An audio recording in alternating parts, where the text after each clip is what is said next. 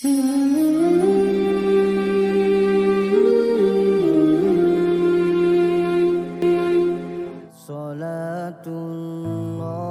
wassalam ala man uhiyal Qur'an. Salatullahi wassalam. Alhamdulillah kita masih bisa berkumpul, masih bisa bersilaturahim, masih bisa bertolak ilmi di masjid yang Sholihin ini. Mudah-mudahan berkumpulnya kita di sini, pertemuan kita ini, pengajian kita ini mendapat keberkahan dan diridhoi Allah Subhanahu wa Ta'ala.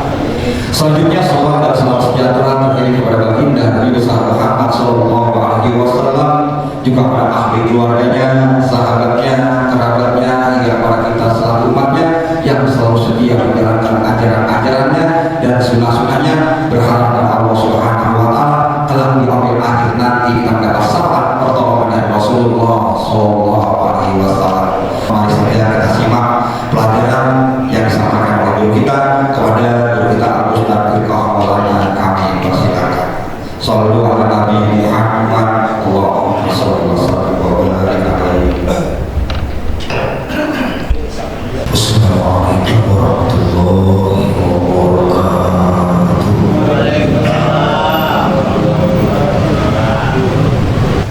Asyhadu an la ilaha illallah wahdahu la syarika lah, wa asyhadu anna Muhammadan abduhu wa rasuluh.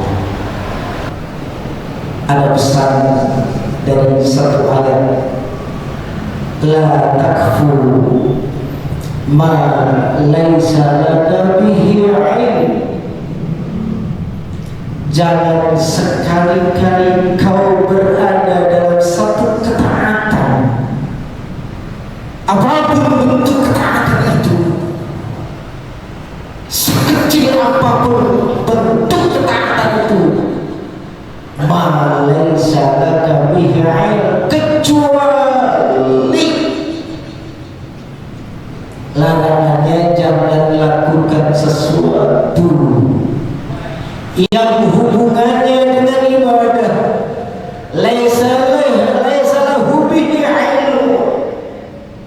Kalau tidak jelas perintahnya, tidak jelas larangannya, jangan pernah ya. Seperti kita duduk di masjid ba'da maghrib, ini kita lakukan karena perintah menuntut kapan dan di mana saja. Kecuali apa yang kita lakukan semuanya insya Allah. Inna sam'a wal basar wal fu'ad kullu ulaika kana anhu mas'ula. Supaya pertanggungan jawabnya jelas nanti di hadapan Allah. Selesai ketaatan itu kita berbuat, selesai ketaatan itu kita lakukan, supaya tanggung jawabnya jelas di hadapan Allah. Kegiatan majelis di mana saja yang diprogramkan DKI, insya Allah 1-2 di antara kita jamaah selalu ada di dalam. Karena tujuan duduk di majelis itu tadi kata Rasul sedikitnya 5. Jangan sampai kau tetap dalam keraguan. Rukuk sujud, berdiri tidak dan yang lain-lainnya bukan hanya sebatas melihat orang lain. Semua kita terpanggil ada di dalamnya atas dasar kejelasan ilmu yang sudah kita dapatkan. Maka kita ikuti seruan Rasulullah. Tujuan kita duduk di majelis ilmu itu adalah supaya kita yang berhukum dipanggil, diajak membawa ilmu itu dari sesuatu yang kita lakukan kepada keyakinan. Mudah-mudahan nanti kita yakin benar apa yang sedang kita lakukan adalah perintah Allah dan Rasul. Kita berlanjut kepada kajian 1 bulan yang lalu. MC sampai di mana kita di 1 bulan yang lalu? Apa kajian kita? Apa?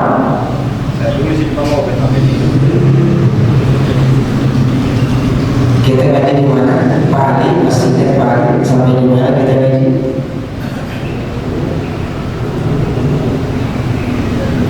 Satu bulan yang lalu kita sedang ada di Babul Wudu. Pak Ali, sebulan yang lalu kita sampai pada Babul Wudu. Merek apa kita tergantung bagaimana kita uji coba mindset, cara berpikir, cara mengingat, kemampuan ingatan kita. Mohon maaf, memang semakin bertambah usia, semakin apa, ingatan kita mulai terkikis, ya, mulai lemah,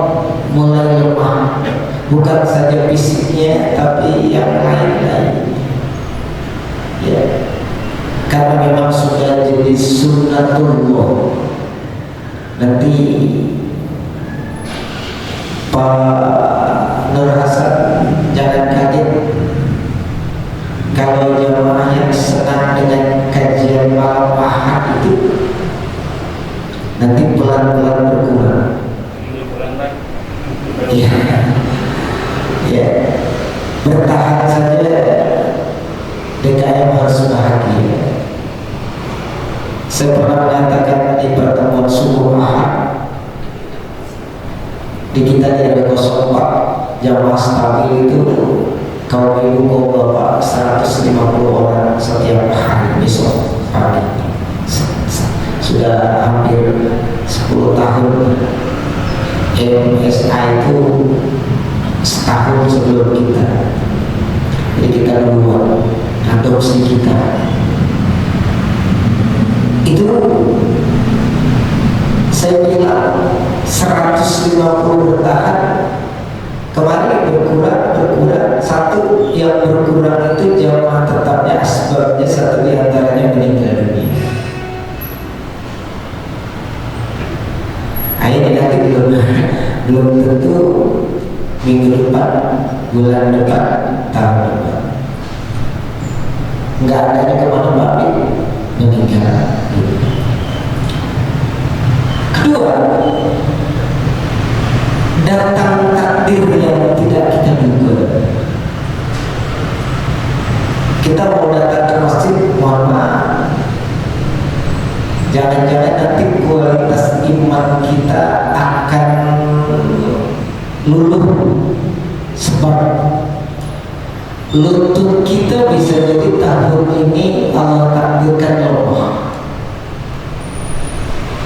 Bisa sampai ke masjid harus menggunakan alat bantu, kursi roda. Ustaz percaya akan datang takdir. Mudah-mudahan repot kalau Pak Imam, mudah-mudahan doakan Imam sampai datang ajalnya bismillah sehat-sehat aja. Amin ya Allah. Kita kalau nggak ada Pak Imam, sholatnya nanti tengah-tengah di masjid.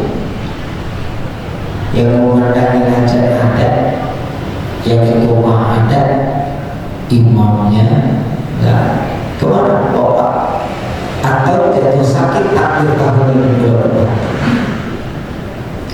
Ini nanti ada jamaah kita yang lututnya oleh Allah ditakdirkan Allah tidak bisa berjalan. Sebab matematikanya Pak Hamidin, lutut dalam keadaan sehat sekali pun tidak jauh sekalipun dengan majlis kalau iman tidak tumbuh, ya kayak biasa-biasa aja. Maka nikmat hidup yang Pak Hamidin sebut dari paling belakang, kesempatan.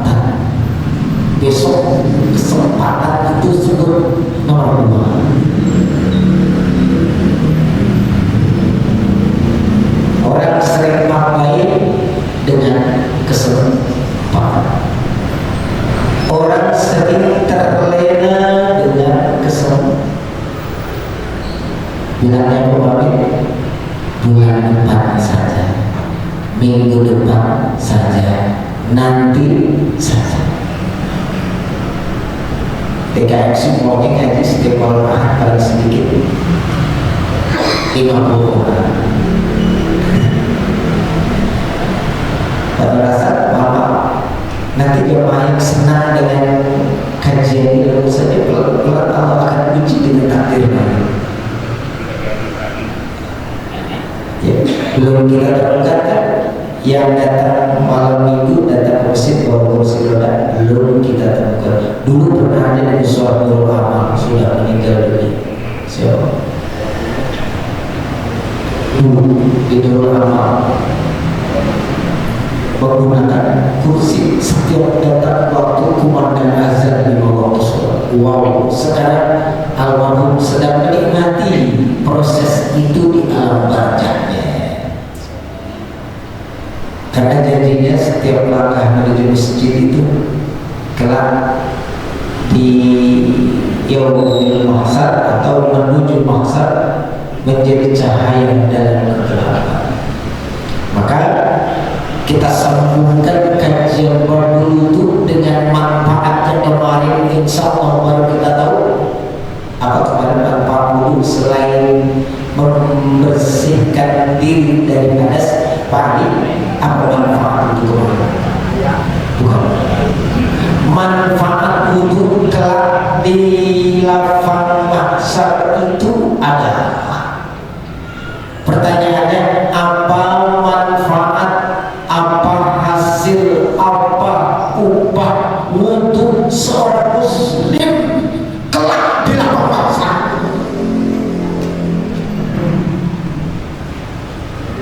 Kelak di lapang mahsyar. Amin. Peminat, apa bayaran istimewa untuk umat Nabi Muhammad nanti di lapang mahsyar?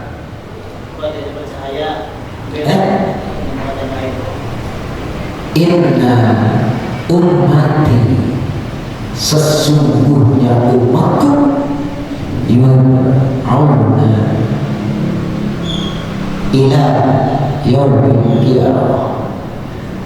Umat Nabi Muhammad nanti keluar dari sebuah pertanyaan Abu Umar, Abu Bakar Siddiq, ya Rasulullah, belum 4 minggu, baru 3 minggu, manfaat itu kelak di lapang mahsyar.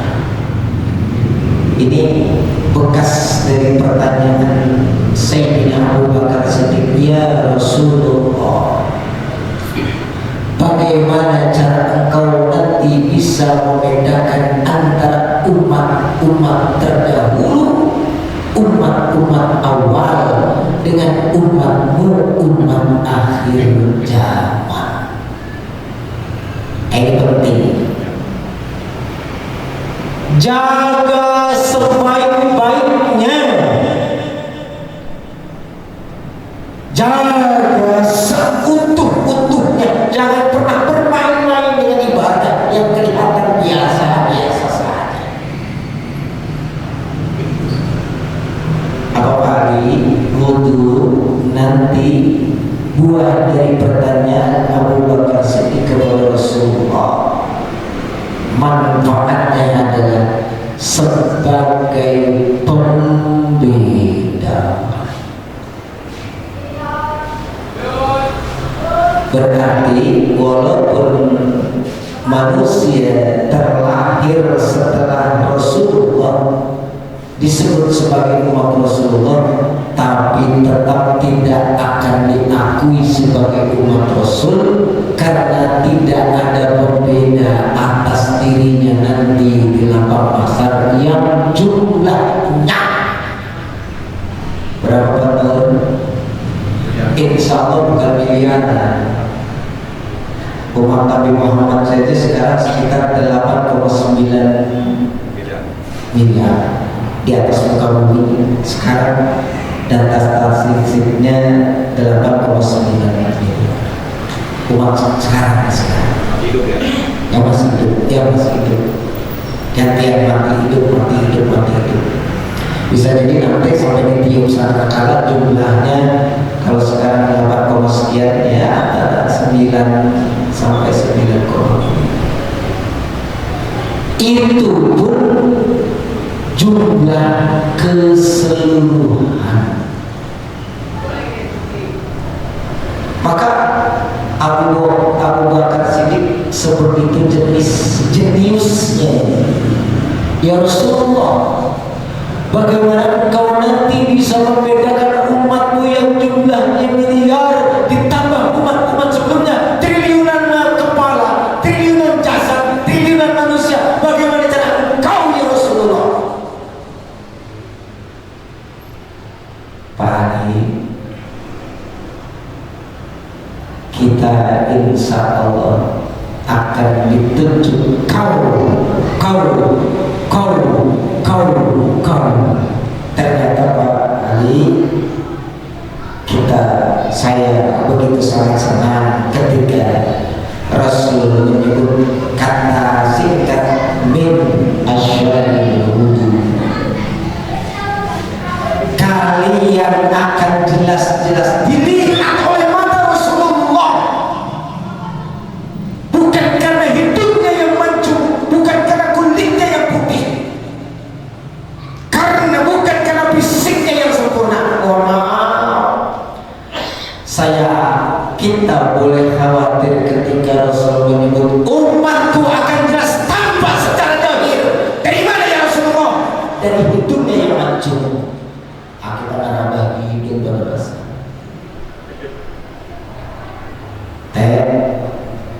Kalau Rasulullah menyebut umatku akan jelas tampak, itu yang dulu menjelang aku wafat aku sebut ummati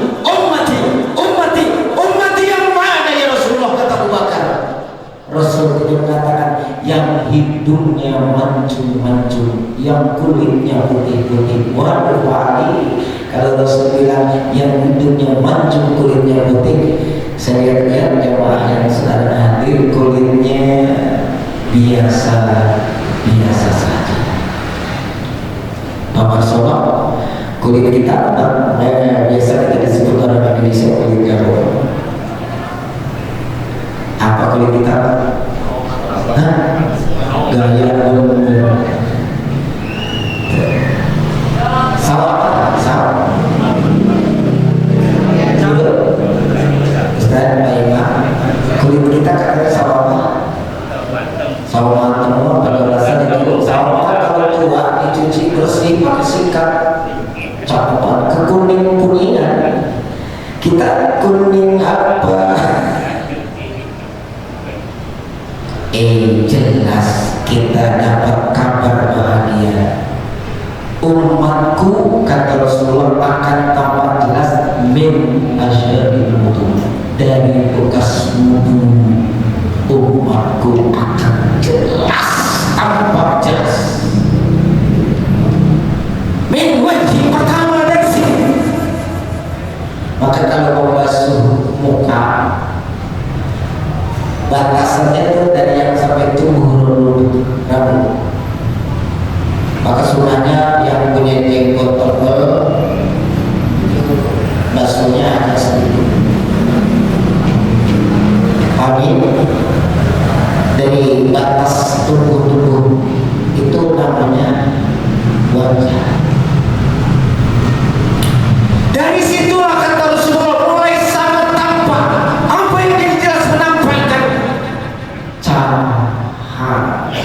orang muslim, orang beriman umat Rasulullah dari wulunya dipastikan kata Rasulullah nanti semuanya akan mengeluar dari triliunan manusia, dari miliaran manusia, dari jutaan manusia yang menjadi pembeda jelas adalah, sekali lagi, kalau sedang berwudu ingat ya, wajahku yang sedang aku basuh ini bakal jadi pembeda. Bapak sobat kalau lagi wudu santai aja, gunakan air sebaik-baiknya, basuh wajah sebaik-baiknya, jangan cepet-cepet pulang, jangan menggunakan terlalu banyak air walaupun airnya air tempat umum, dan jangan sekali-kali untuk menggunakan air gasak, boleh nyuri pelan-pelan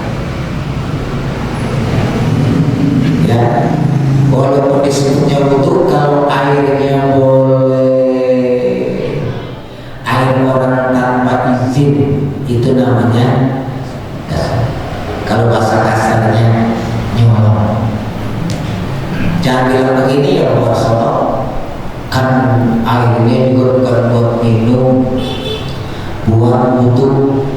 Cari sesuci-sucinya alat bersuci, mulai dari cara halal mendapatkannya. Kalau masjid mah udah pasti 100% halal, cuman larangannya jangan israf bil ma'i dalam bersalinan.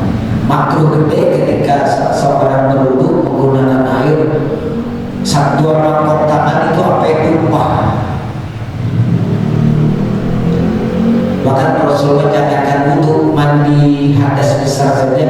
Rasulullah mohon maaf, kalau bahasa kita mah beliau ember juga cara menggunakannya begitu sangat hati-hati dan sempurna. Kita kalau mandi ya karena air sendiri masing-masing. Dua mangkok tangan yang ada itu kalau bisa walaupun air masjid, air musola pasti halalnya ala israfu bil ma'i. Jangan sekali-kali menggunakan air berlebihan, Allah berasa. Tapi basuh wajah sambil ingat begini, ngaji di malam kita bisa bawa pulang. Ketika kita sempurna membasuh wajah ketika wudu,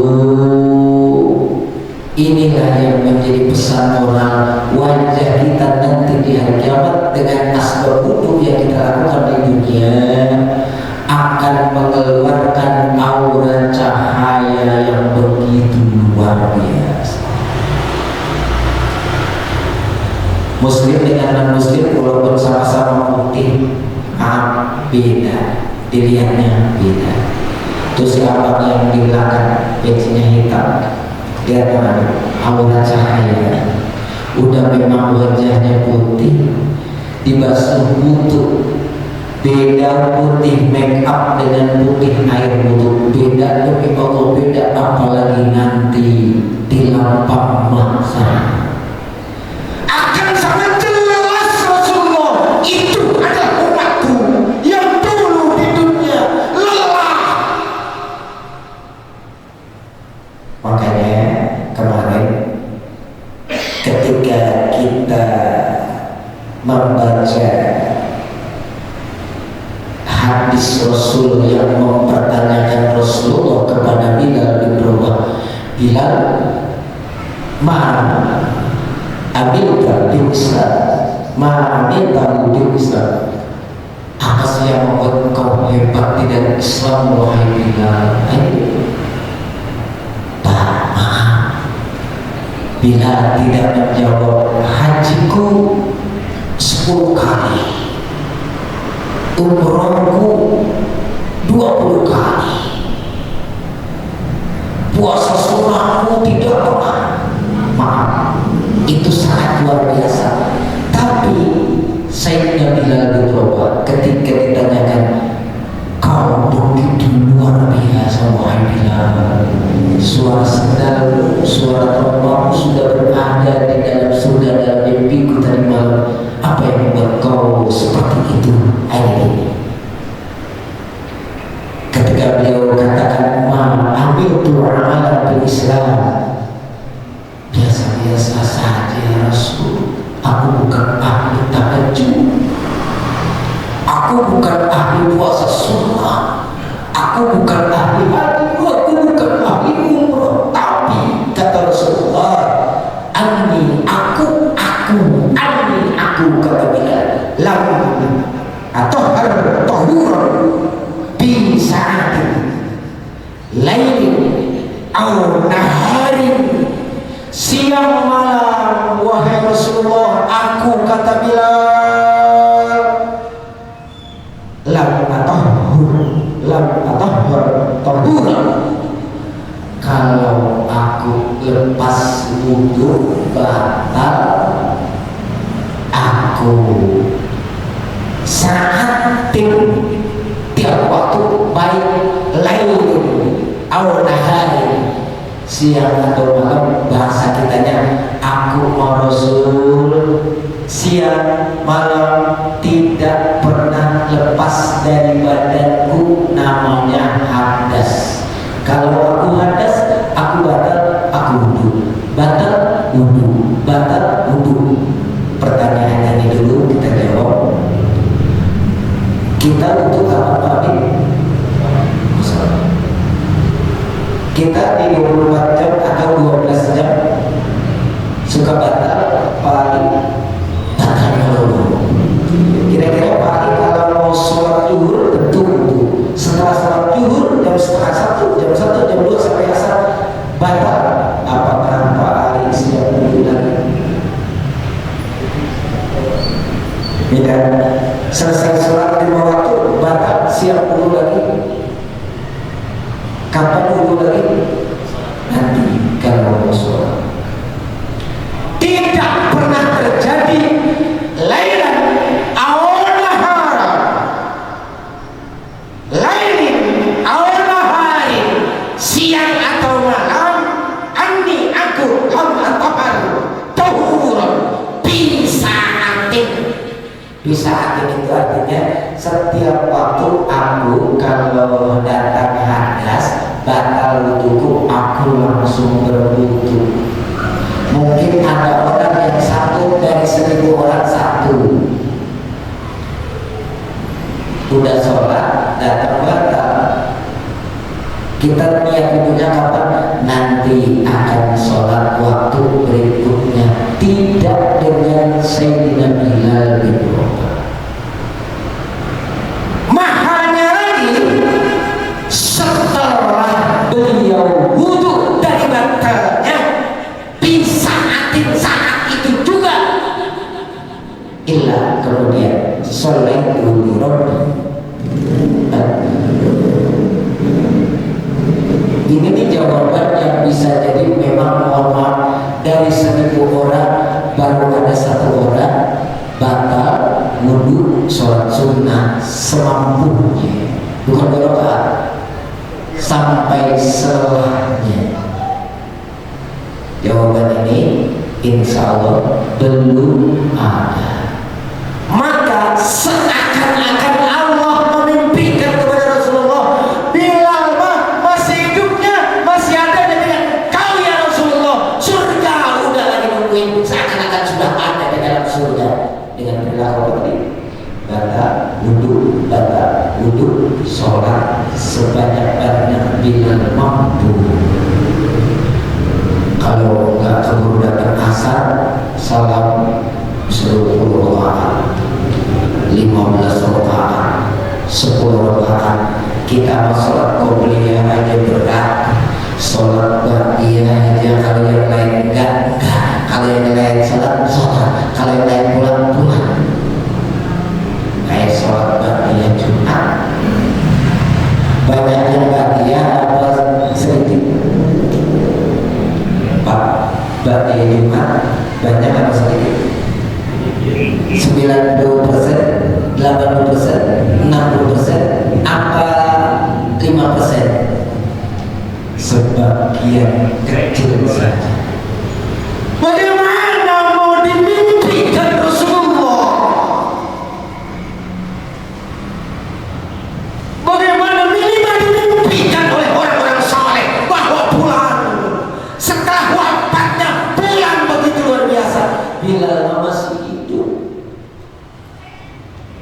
belum pernah mendengar ustaz orang baik menceritakan kebaikan seseorang karena buah dari amal solehnya yang dipertahankan dalam kehidupannya. Pada rasa insya Allah nanti kita mimpikan, atau pada rasa memimpikan jamaah musola Masjid Jami, karena ada di antara jamaah Masjid Jami punya prestasi tersendiri. Kalau menjaga wudhu kemudian menjaga sholat sunnah yang berat,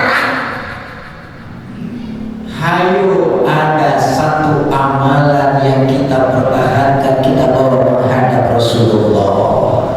Saya mau bilang ini dia hadisnya, ala adullukum ala ma yamhullahu bihil khotoya wa tarbau bihi darajat. Inginkah kalian, kata Rasulullah, jawaban sahabat, pengen banget kalau hadis ini dibaca di hadapan jamaah ketika ada kalimat ala adullukum ala ma yamhullahu ta'ala bihil khotoya wa tarbau bihi darajat. Adakah di antara kita jemaah yang Allah ingin hapuskan dosa-dosanya, wa tarfa'u bihi darajat, Allah angkat derajatnya, kata Rasulullah. Sebagai pengganti lidah Rasul, kita akan mengatakan mau banget ya Rasulullah. Kenapa banget? Siapa yang enggak mau dapat ampunan dosa, siapa yang enggak mau diangkat derajatnya di sisi Allah, yang ampuni dosa Allah, yang angkat derajat Allah, mau, kata kita. Qalu bala ya Rasulullah, mau banget kata sahabat, kita bersama kau. Nah ini dia isbatul wudu, jaga amalan sunnah wudu, terlebih pisah di waktu kita berat melakukannya karena dingin, karena ngantuk, karena lelah, karena malas, karena berat. Isbahul wudu artinya pertahankan jasadmu bersih dari hadas.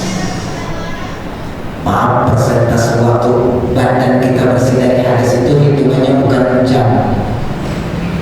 Sayyidina Bilal hitungannya nyaris 24 jam. Kita hitungannya rata-rata menit. Siapa di antara kita yang sudah punya prestasi di hadapan Allah, jasadnya bersih dari hadas, hitungan jam? Maka saya bilang luar biasa kalau ada mau jamaah masjid sedang dalam keadaan suci johir, datang hadas, dia bilang alhamdulillah ada fasilitas sarana ampunan dosa, wa tarfa'u darajat, diangkat derajat wudu lagi, tuh batal wudu lagi, tuh batal wudu lagi. Kalau ada semodel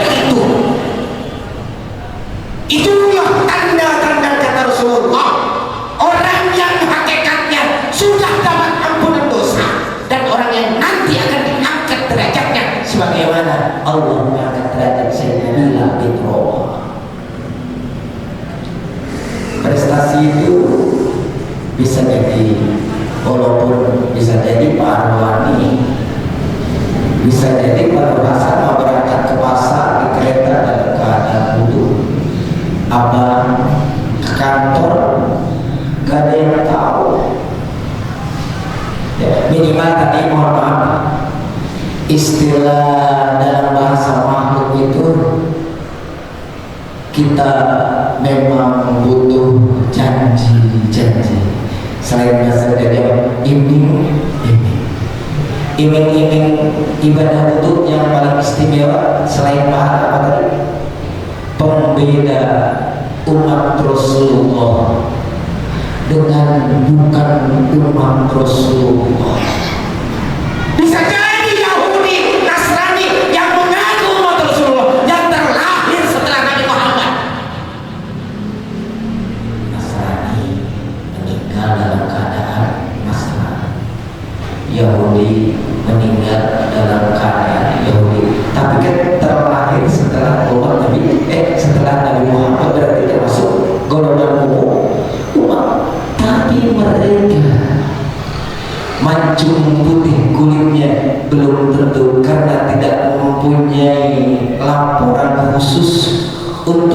acung tangan aku umatmu ya Rasulullah. Nanti gak perlu acung tangan aku umatmu ya Rasulullah, gak perlu, cukup min asyaril wudu. Pak, simpulkan sendiri saja. Kalau lagi wudhu, basuh muka, basuh tangan, basuh kedua kaki, ingat ya Pak, ini ibadah yang menjaminkan aku diakui sebagai umat Rasulullah.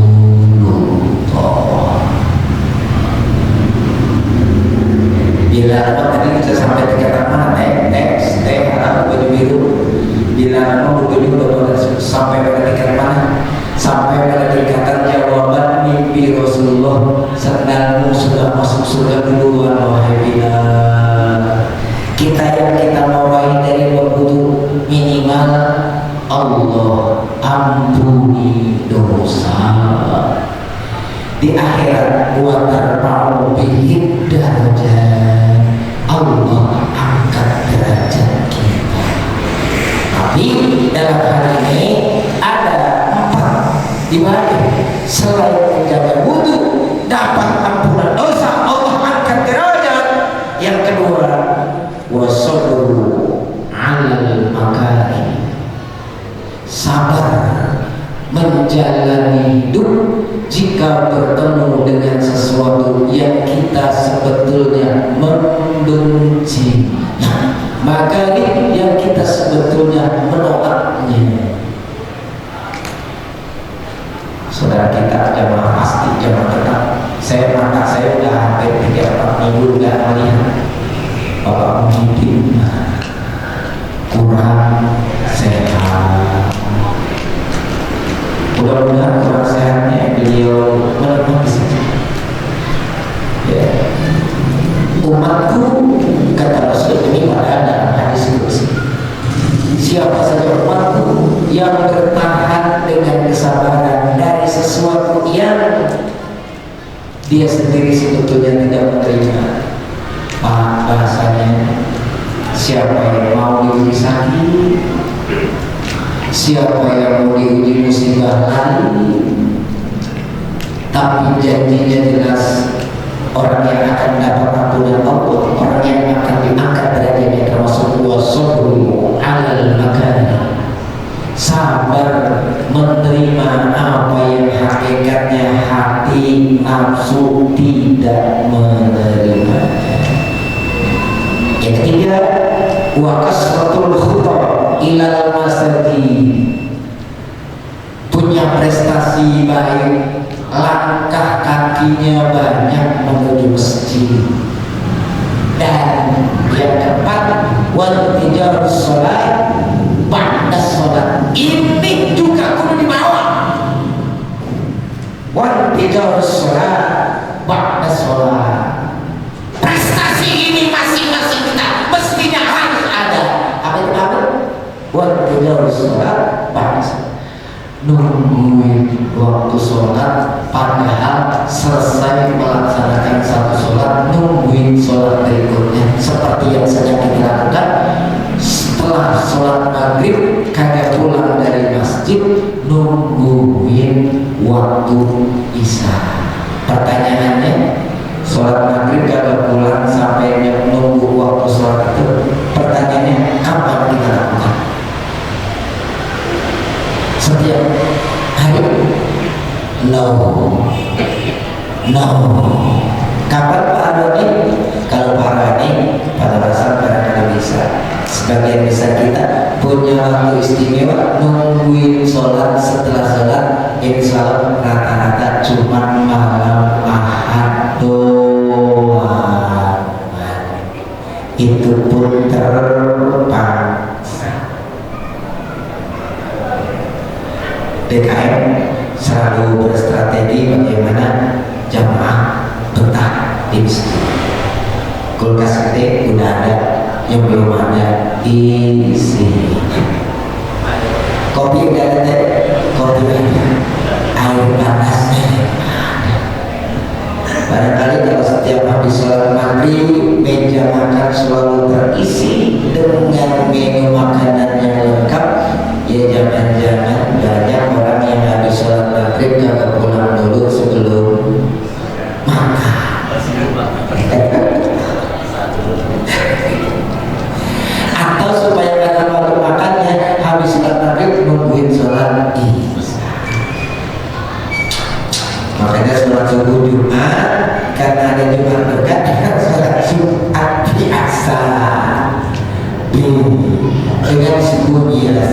beda. Mudah-mudahan strategi pengurus masjid selalu jitu, selalu mengedepankan kebersamaan dan ukhuwah, dan mudah-mudahan upaya ini senantiasa mendapat ridho Allah Subhanahu wa Ta'ala.